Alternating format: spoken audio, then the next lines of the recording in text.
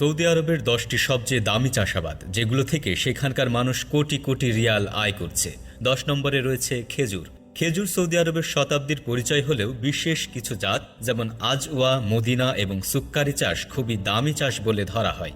ভালো মানের আজওয়া খেজুরের একটি গাছই লাখ টাকায় বিক্রি হয়। এসব খামার খুবই হাই প্রোফাইল হয়, যেখানে আধুনিক সেচ ব্যবস্থা, টিস্যু কালচার প্রযুক্তি ও নিরাপত্তা ব্যবস্থা থাকে।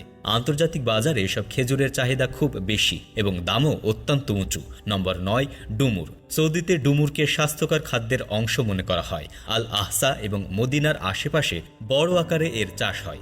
অর্গানিক ডুমুর খামারের দাম অনেক বেশি, কারণ এতে সাধারণ চাষের তুলনায় 3 গুণ পর্যন্ত বেশি লাভ হয়। ডুমুর শুকিয়ে হেলথ প্রোডাক্টেও ব্যবহার করা হয়। কৃষকরা এগুলো স্থানীয় ও আন্তর্জাতিক উভয় বাজারে বিক্রি করেন। নম্বর 8, স্ট্রবেরি। সৌদিতে স্ট্রবেরি চাষকে বিলাসবহুল ব্যবসা ধরা হয়, বিশেষত তাবুক ও আল কাসিম অঞ্চলে। এখানে টানেল ফার্মিং ও উচ্চ প্রযুক্তির গ্রিন হাউস ব্যবহার করা হয়, যাতে গরম আবহাওয়া থেকে ফসল রক্ষা করা যায়।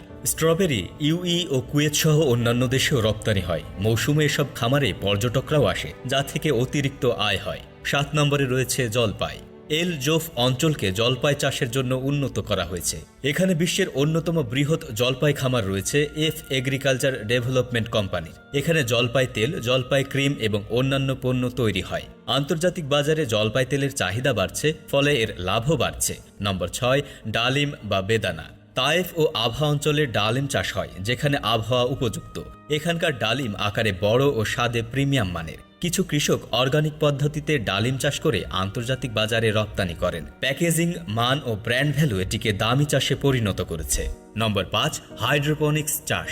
এটি মাটি ছাড়া শুধু পানি, পুষ্টি উপাদান এবং নিয়ন্ত্রিত পরিবেশে হয়। সৌদিতে পানির অভাব বিবেচনায় হাইড্রোপনিক্স খুবই জনপ্রিয় হচ্ছে।